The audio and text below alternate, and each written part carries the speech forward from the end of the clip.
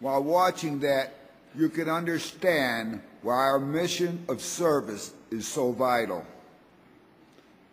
This program will be given to each NFL team, the Pro Football Hall of Fame, and to the NFL Network for use around Veterans Day. Thanks to the Communications Department for providing us with a heartwarming video. Thank you.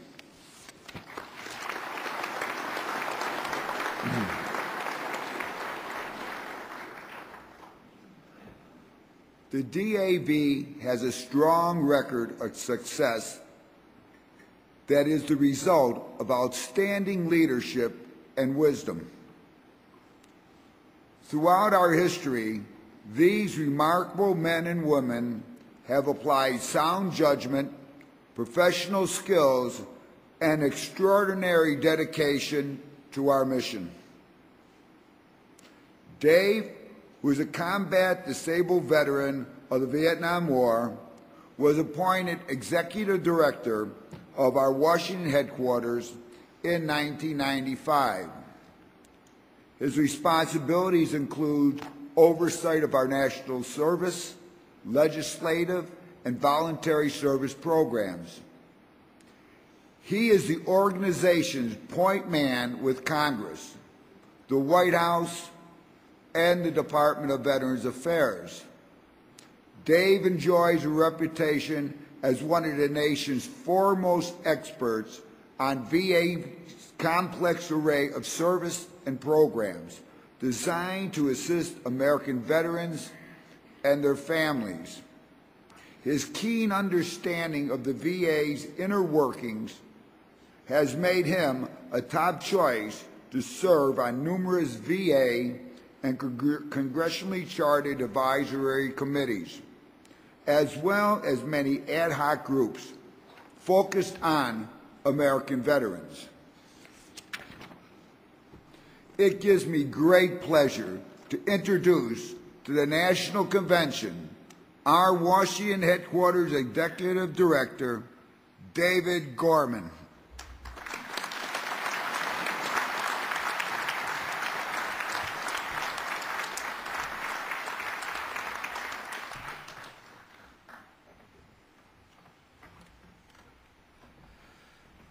Thank you, Commander. It's not often we have to do a little seat switching here, but today we do. Good morning, everyone. Good morning. National Commander Dempsey, delegates, and guests, it is again my extreme pleasure and honor to report to you the activities of your National Service and Legislative Headquarters. Reflecting on my previous reports, I was struck by the fact that each of them started out pretty much the same way, recognizing each national commander for their year of service. Could I start out differently this year? And the quick answer was no, I couldn't. Commander, you've been an inspiration to us. I want to thank you and commend you for your year. It's been a great one. It's full of dedication, commitment, and service, not only to the DAV, but to all disabled veterans. And it's been a landmark year, too. It's been full of meaningful and positive accomplishments. Ray, you have served us well, and we thank you.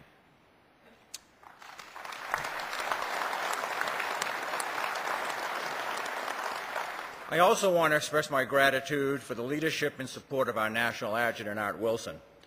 Art's vision, commitment, and focus on our mission of service has served DAV and disabled veterans very, very well. While many others have reduced or curtailed services and programs due to the tough economic times, the DAV has stayed the course.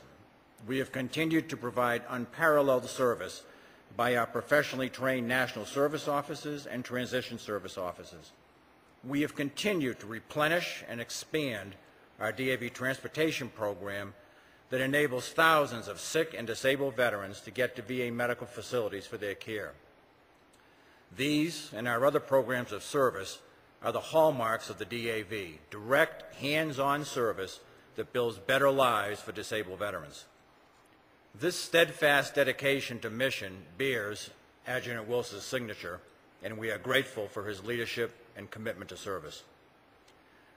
None of the services we are able to provide could be accomplished without the constant support we receive from the various professional staff at national headquarters. These fine folks, led by Executive Director Rick Patterson, are truly the best of the best.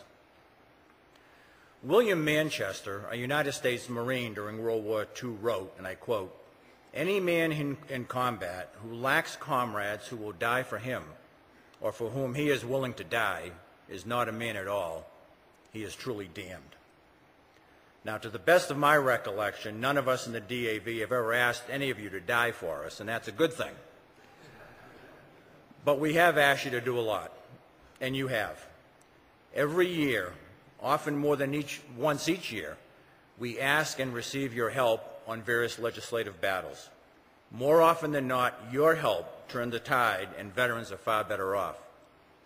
Since I last reported to you, there have been many issues we have addressed, and I want to discuss two right now. Two that you and countless other DAV members were directly responsible for in the final outcome. The first was the administration's ill-thought-out proposal to bill private insurance companies for the cost of care VA provides to veterans for their service-connected combat-inflicted disabilities. Once this was known, a firestorm erupted.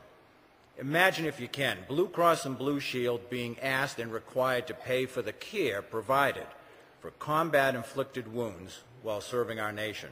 It was a horrible idea. We protested and you protested with deserved outrage. Congress heard you and they protested. And ultimately, the White House heard us and they withdrew their proposal. Now, to the President's credit, he agreed to meet with us and listened as we made our case. Issue 2, advance appropriations. You've heard it talked about at this convention. How long has this issue been with us? Well, we're almost there. Imagine this if you can. You start off in your car in the morning on a journey from the uppermost point in Maine, headed down to the most southern point in California. You hit traffic, you hit weather. You get detoured and you break down, but you keep going. Finally, you see a sign. Your exit is 1 mile ahead. Your journey is nearly over. You can see the end. Well, that's where we are with advance appropriations right now. It's the DAV's idea that got us there. It was agreed with by all other VSOs in Congress to finally provide VA with sufficient, timely, and predictable funding. It's been a decades-long battle that has had many other names, mandatory funding being one of them, but always with the same goal in mind. No longer will the VA have to wait weeks and sometimes months for their budget to be passed. No longer will veterans be forced to wait for appointments. The VA will no longer have to wait to hire health care providers or delay buying needed medical equipment due to a lack of a budget. Now, finally, the VA will know what amount of funding it will receive and know it will be there for them on October 1st of each year.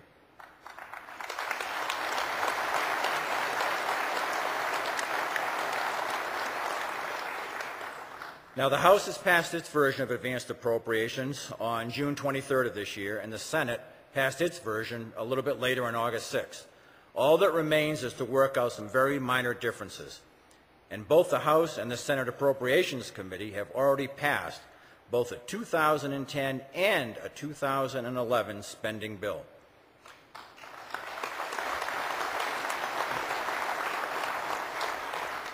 Now, the full House has approved its version, and the Senate is expected to take up the bill soon when they return from their August recess. Now, certainly anything can happen, but we don't expect it to. We expect advanced appropriations to be the law of the land very, very shortly. And all of you need to know that this would not have been possible without your continued, your sustained, your powerful, and professional grassroots lobbying efforts. Our idea, your commitment, and the end result is better for veterans and better for VA. Now, this brings me to my next subject of future challenges that we have.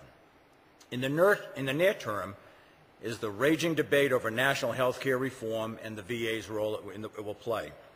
Frankly, the administration's proposal puts in danger the VA's survival. We have advised the White House and Congress of our concerns about how, in our view, the legislation falls short of ensuring that veterans will continue to receive quality VA health care. Now, assurances have been made that it will be fixed, but exact legislative language addressing our concerns has not yet been seen. So, we may again call on you for grassroots support, and as you have in the past, I know you will respond magnificently.